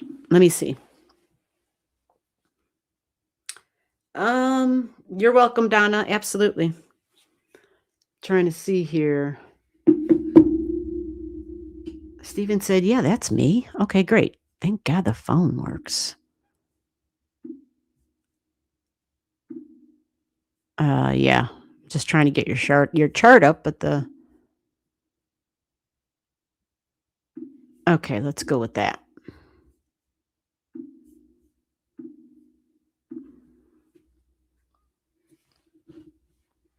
Oh, well, that's nice. Isn't that lovely? It just shows it's playing games on me. Okay, so let's try it again. Can we do this one more time? There we go. Let's see if that works. There we go.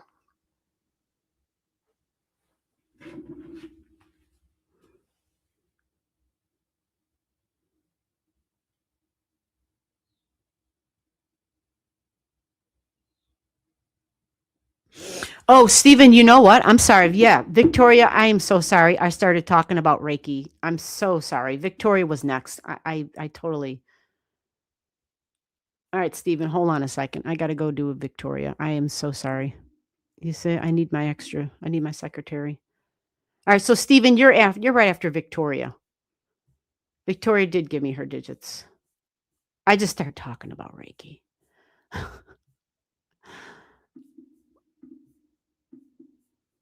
Alrighty. Let's get Victoria is a new one that I'm drawing in here. All right, Victoria. Victoria says March 21st. I should have put you on this I should have highlighted your name on this 1971. That's New Jersey.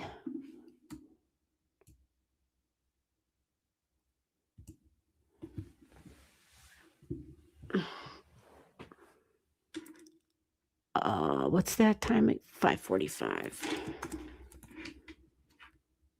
a.m. Let me make sure we got the spelling right here. It's EY, correct?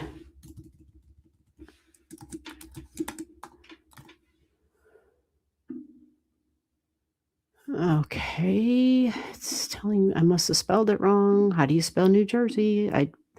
The system sometimes wants to be weird.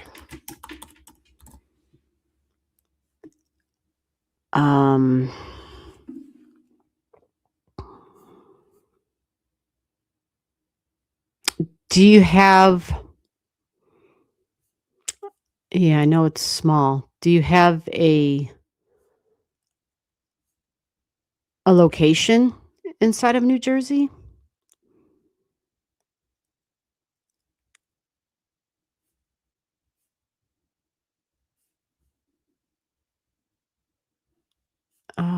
Yeah. Do you know where you were born? Like what state? I said state. I meant the other thing, the city. Sorry.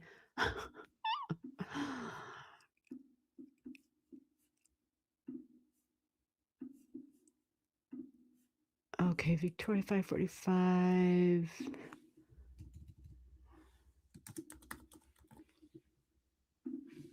Oh, man, this software. Let's see if she said anything. Yeah, Newark, that'll work. Oh, Lord, did I spell that right? Nope, there we go. Okay. Okay, have you seen your chart before?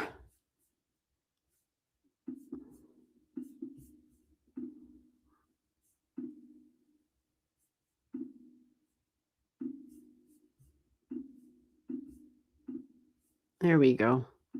So this is showing Pisces on the ascendant. Is that you, Pisces on the ascendant?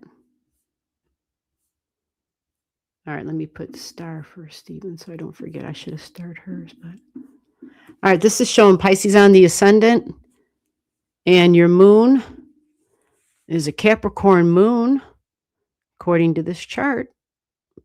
Pisces at 21, moon at 16 in Capricorn. Fiery Aries. Okay, interesting.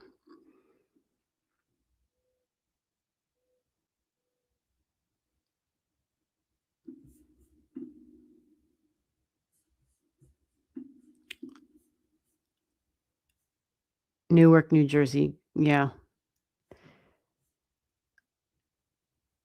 So did you have something in particular I'm looking for? You got like a one word you want me to focus on, or I'm just going to go ahead and start talking about whatever's jumping in at me for Victoria?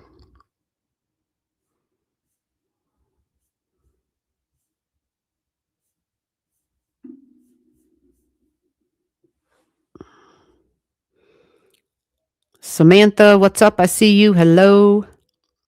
What's the tea? I see you. Hello. How are you? All right, let's get to work here. I don't see anything from Victoria as far as any, because once my eyes leave the chat, they're on the chart. I don't come back to the chart. If I come, I'm sorry, I don't come back to the chat. If I come back to the chat, that means I'm done looking at your chart. You follow? That's how I do it. I got one screen and I got two eyeballs, and my both eyeballs look at the same thing at the same time. I don't have those new high-tech eyeballs yet.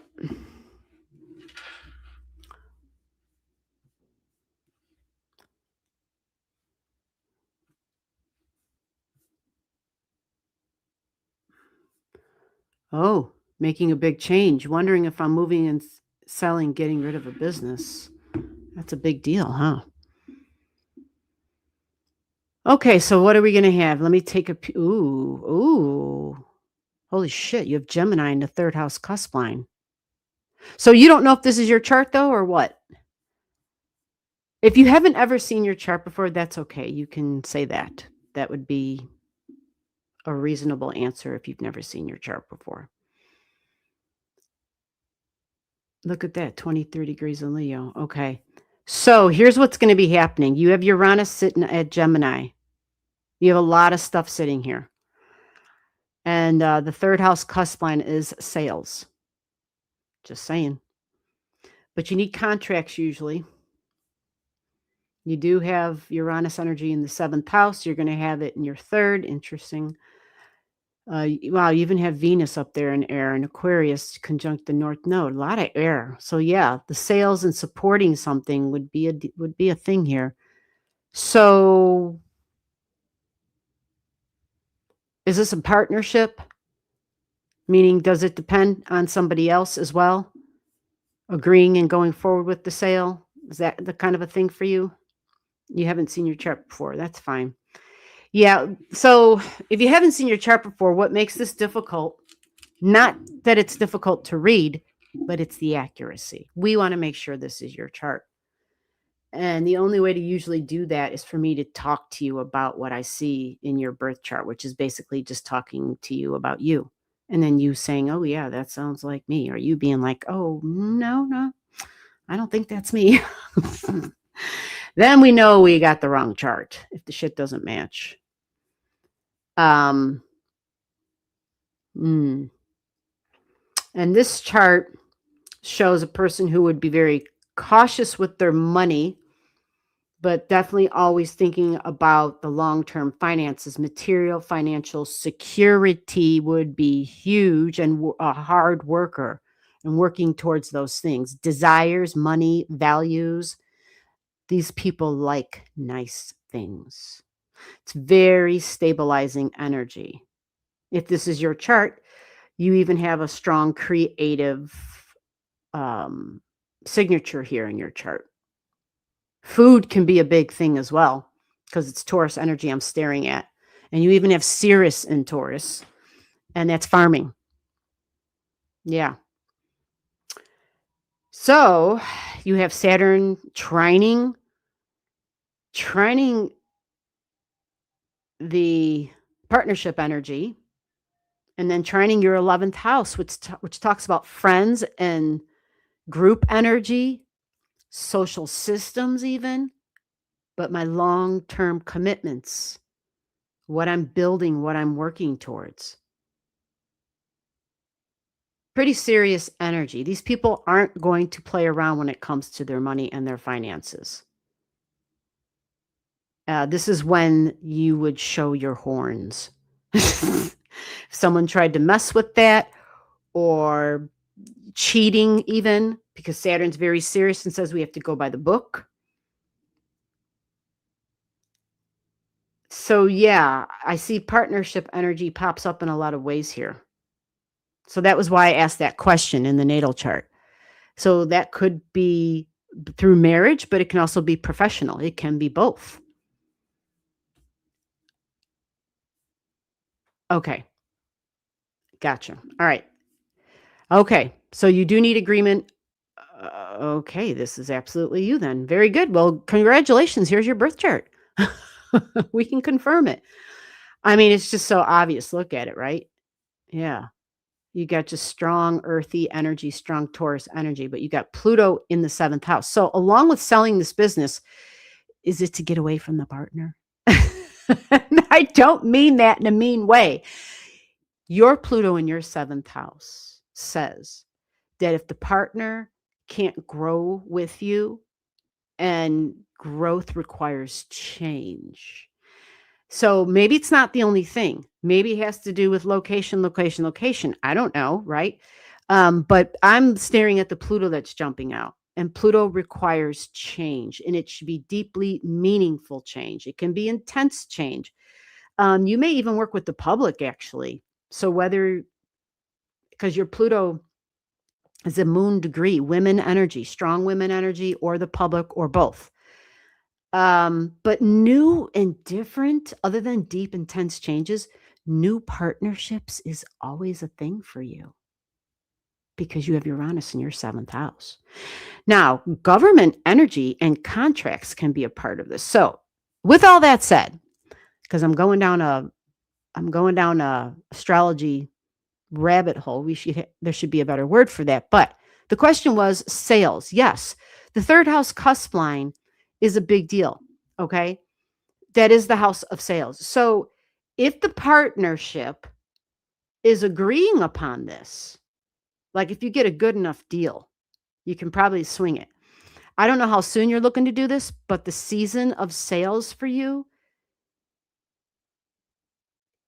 yeah, did you just start thinking about this? You've got Mercury in the house of sales, in the location of sales.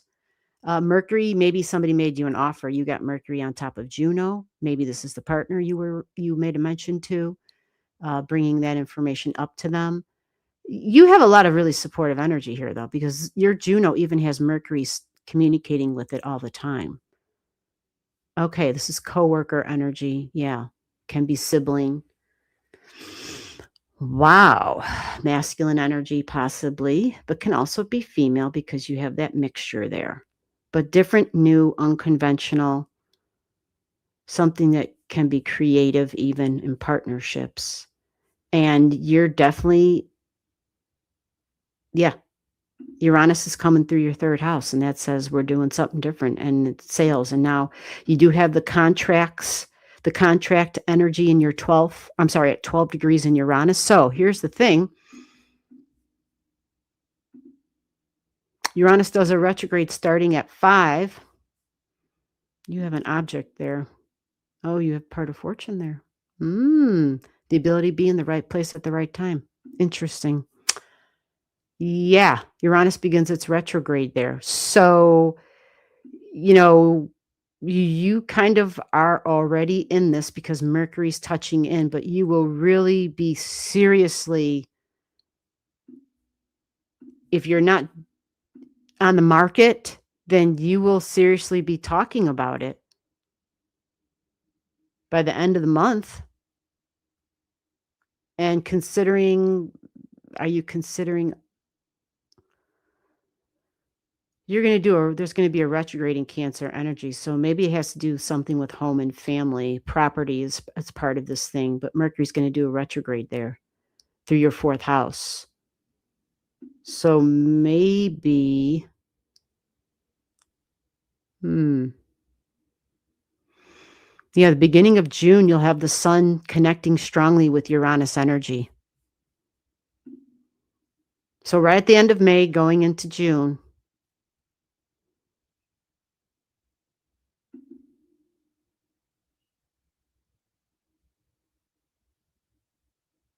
and then you're even going to have Mars touching your Saturn at this time.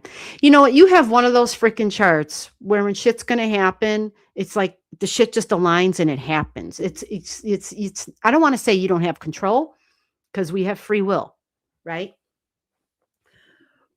But the beauty of astrology is understanding the cycle that you're in. And yes, you are in a cycle to sell your shit. You just are. Because there's a lot of support here of things. Communication and contracts and networking is huge. Business and sales. There's a lot of support here for that. Okay. So again, end of May, beginning of June, if we're not actively on the market, then we're actively talking about it. And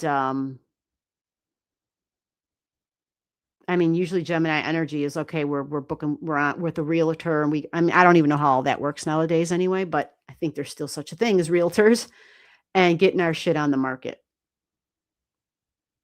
Now, 23 degrees, your South Node was the first thing that jumped up. So,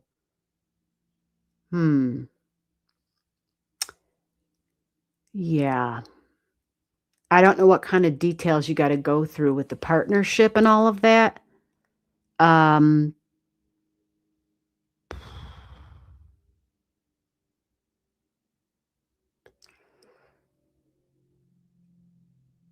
If it doesn't happen as fast as you want it to, for whatever reason, you will have, eventually, you're going to have a bigger event further along that dips into the, let me double check this, like the latter part of the year. Oh no, it's going to be 2027 by the time that gets there. Yeah. So there'll be another opportunity. If you don't get that taken care of this year, you'll have a big release and a big new beginning, and work is part of it. And because Uranus is not a fast mover, you'll still have it going through your 3rd house, meaning you'll still have the opportunity on the table. Okay. Okay. So let me see. I marked Stephen. Stephen, are you still here?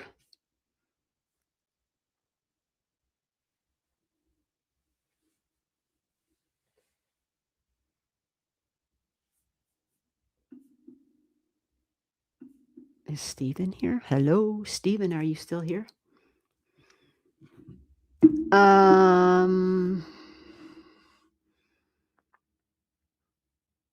So you're in a contract. Gotcha. You have a year left on it. Okay. All right. Well, then.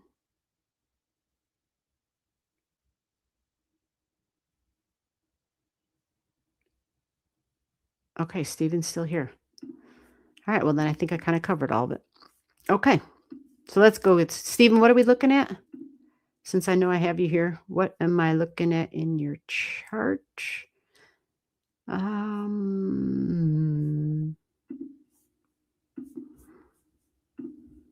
Here we go.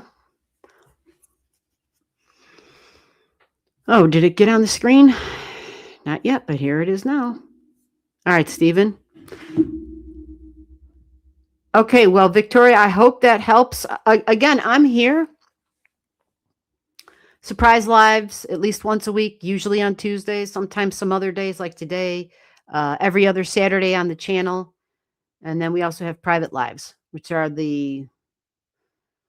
I keep getting this wrong, but I believe they are the third Saturday of every month is a private live stream. It's a small group of people. It's limited spaces available. It's not on YouTube. It's private. Okay, so Stephen, let's get you on here. Yes, you are welcome. Yep, you are welcome. And thank you everybody who sent gifts to the channel. That helps people who aren't able to give. It helps people who it helps me to keep doing what I do. But it's the kind of pay it forward energy, where if people don't have any money to see an astrologer, which I realize astrologers are, you can't hook up with an astrologer for less than $300. So unless you got that kind of money to spend, right? Absolutely. All right, Stephen. What am I looking at here? Let me go check. Stephen's like, oh, I just want to look at the chart you got right there. Let me get familiar real quick with you here. 27, 29.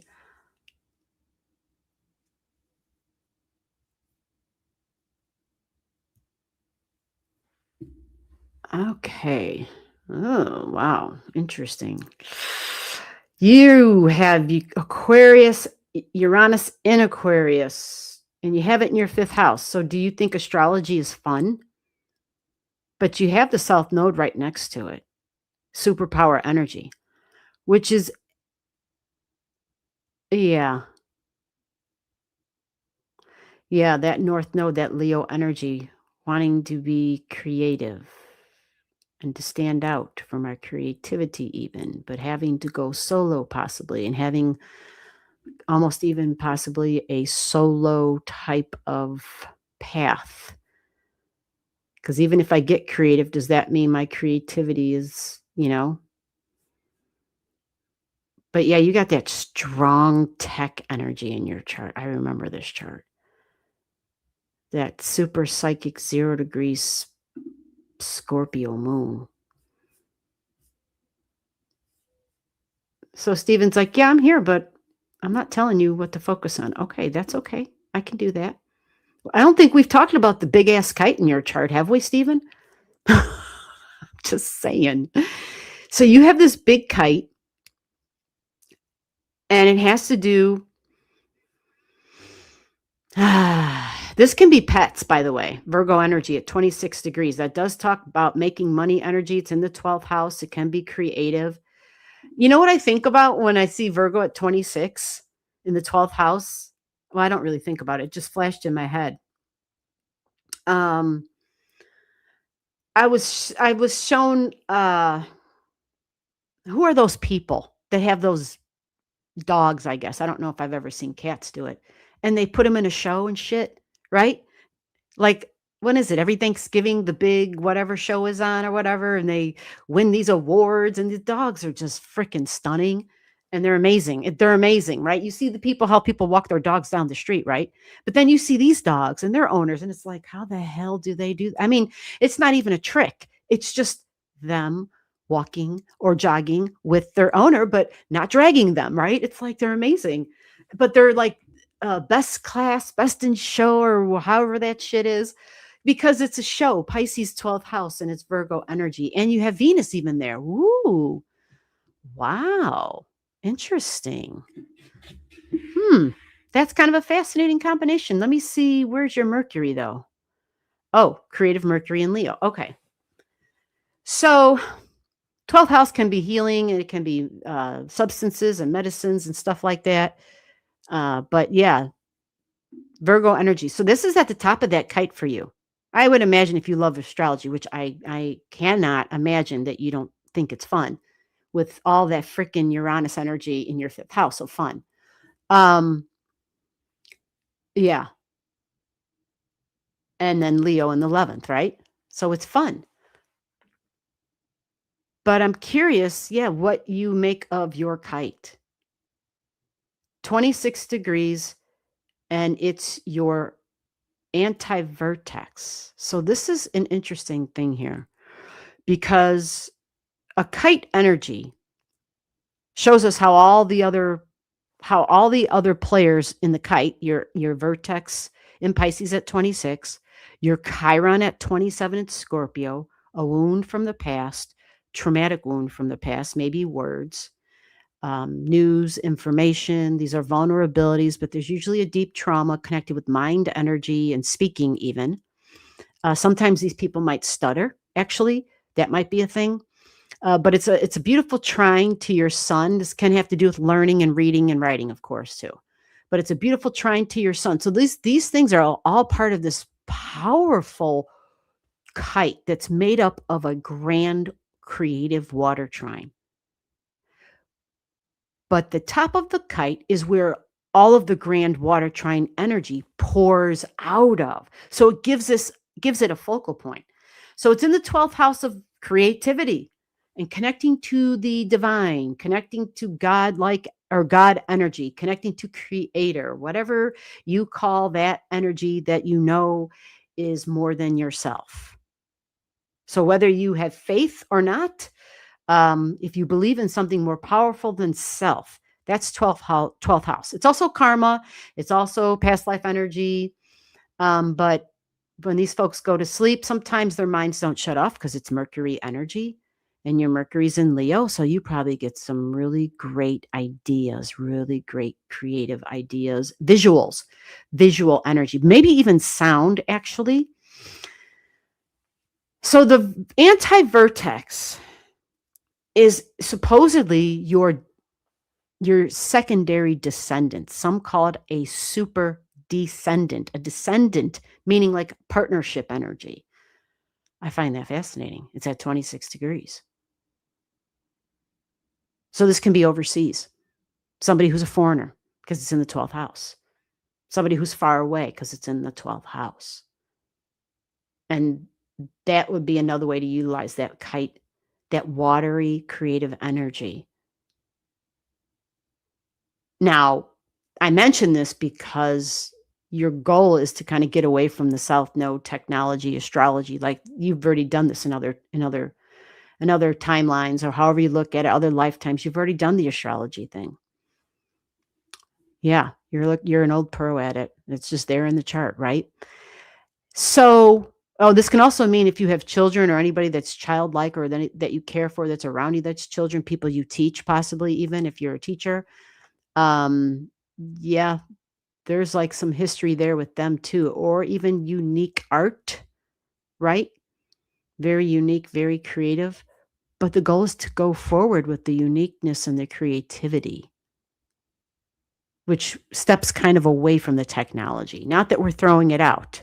We don't throw the baby and the bathwater out. We just change the bathwater and put the baby back in and give the baby a bath again, right? Yeah, that's what we're doing here. But I'm just, your vertex, anti-vertex in the 12th at a Venus degree, and you have Venus in the 12th, which means you would get lots of information that comes through in the dreams, in sleep. You may receive gifts that way.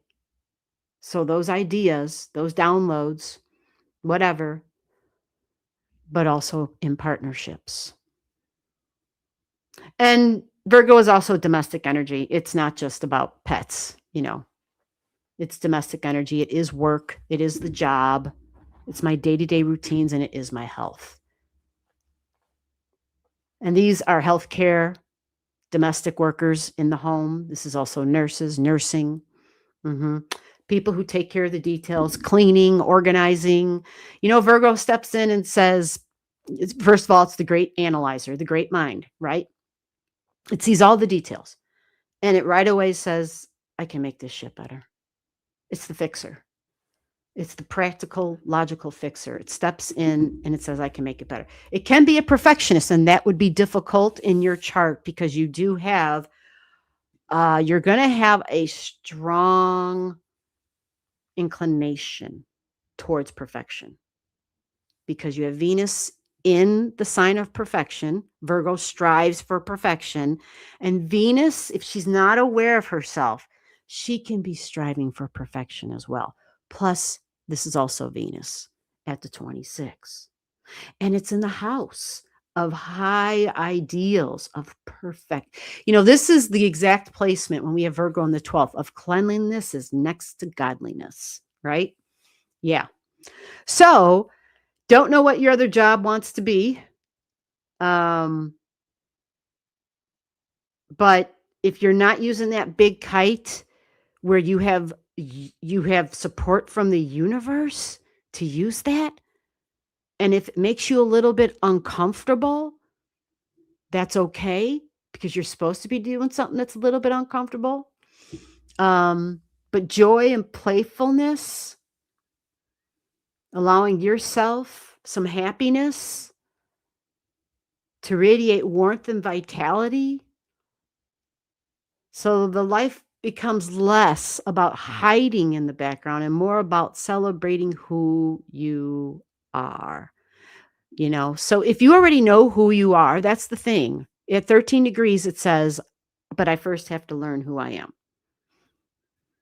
So, I see you have some Capricorn in the 4th house. When people have Capricorn in the 4th house, sometimes home life as a child was very serious, very structured, very cold, rigid, disciplined.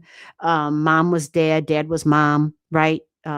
Whatever, maybe one person, maybe one parent family possibly who had to play both roles. So we have to grow up fast sometimes when we have that. Yeah, that's possible.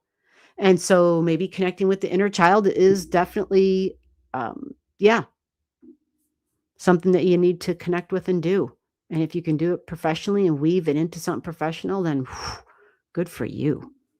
And good for you. But the 13 degrees is self. It is me leading, though. It's independent energy, especially in the 11th house. This says I need independence and freedom. Or at least I'm the one in charge. I'm the one leading the way. And Leo likes to step into the room and take charge. And you have a Mercury retrograde. So yeah, that leans to taking charge in relationships, possibly professional relationships. It just says, and it's a freaking trine to your Pluto. Holy crap. Both retrograding, trining exactly. So this would say deeply meaningful, deep thinker. Pluto is not going to waste its words in the 3rd house. That's for damn sure. Yeah. That's for sure. So I hope this has helped. And that's it. We are past our time. If I didn't get to your chart, tomorrow night is the private lives, and it is already full. It's been full for a couple weeks already. But you can catch me on the next surprise live. I really, truly don't know when that will be. Maybe I'll have one tomorrow in the afternoon. Maybe I'll have one Sunday afternoon. Maybe Monday. Usually on Tuesday, right? But I really don't know when I'll have the next one. It really just depends on when the environment is right, and when the opportunity works and when the freaking internet is strong and coming through, right? Like all these little things that have to work. So in the future, you could always send me an email and have me put your digits into my system for the next time you do come live, because it makes it go a lot smoother. And for everybody who was here, who got a reading, who sent a channel gift, thank you so much. The channel gifts are great. It helps me to stay on this path of, we're doing some good. People appreciate it. And so we'll keep doing it, right? So thank you so much. But yeah, if there's anyone here who didn't get their chart read, send me an email, come on back another time, and we'll pick back up again with the next surprise live. Okay, so next Saturday, will be on the channel Saturday night at 7 p.m. 7 p.m. There will be a live stream. And that one, because it's, I believe, the 5th Saturday of the month, I believe that one is Creator's Choice. So we'll see what we're doing. I don't even know what we're going to be doing then. It might be a little bit different setup than this because it's a weird Saturday. It's a 5th Saturday of the month. How often do we have that? So it's Creator's Choice. Obviously, it will be astrology themed, but expect it to be somehow different. All right. Take care, everyone.